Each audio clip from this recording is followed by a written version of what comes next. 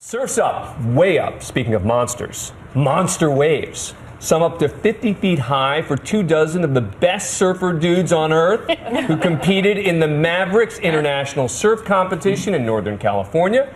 I love this stuff. Sarah Haynes. Now we've heard him say gnarly and dudes. I've never respected you more. I love watching this stuff. The Super Bowl of surfing, it's called. It is. An adrenaline junkie doesn't even begin to describe the surfers in this competition. From the towering waves that many of us have only witnessed in the movies to the threat of sharks, nothing stops this group of thrill seekers from the chance to catch the cowabunga of all waves. It's a surf spectacular on the Northern California coast as 40-foot waves kicked off the Mavericks Invitational. The 24 world's best big wave surfers waited to hear from competition organizers to determine perfect big wave conditions.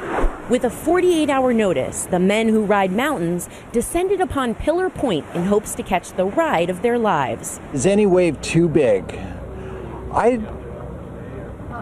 We'll see. I don't think you'll ever hear one of the boys that are invited to sing admit that it's too big, but I'll tell you, from my experience, this is going to be a big swell.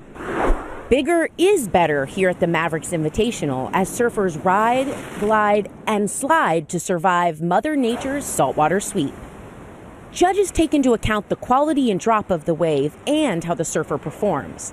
The competition is fierce and carries the highest of risks. This harbor has seen 2 deaths in the last 20 years. There's about 4 to 5 different wipeouts. Big wave surfing is it's on a whole nother level. It's not for your average guy. It's one of the most dangerous waves in the world. It gets really steep, so you got to be on game to stick the landing. But high surf and a shark threat didn't hinder South Africa's Grant "Twiggy" Baker, a now 2-time winner of the Mavericks Invitational. Proving when the surf is up, so is his score.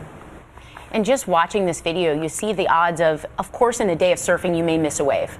When you see those waves, one fail, and you're in trouble. And the people look tiny. I mean, you get a sense of how huge they are, because they look like ants or little toys. It is so scary. I mean, I'm not going to call myself a surfer, but having boogie boarded, let's say, on some very big waves, that is scary stuff. What they're doing is frightening. And with a board, even a 4-foot wave comes slamming back at you, and I'm sure they're better with their board than I was the one time I tried it. But those waves, it takes a unique type of person to take that on. Great athletes. Great athletes. Cowabunga. How about that word? I wanted you to look, please say it.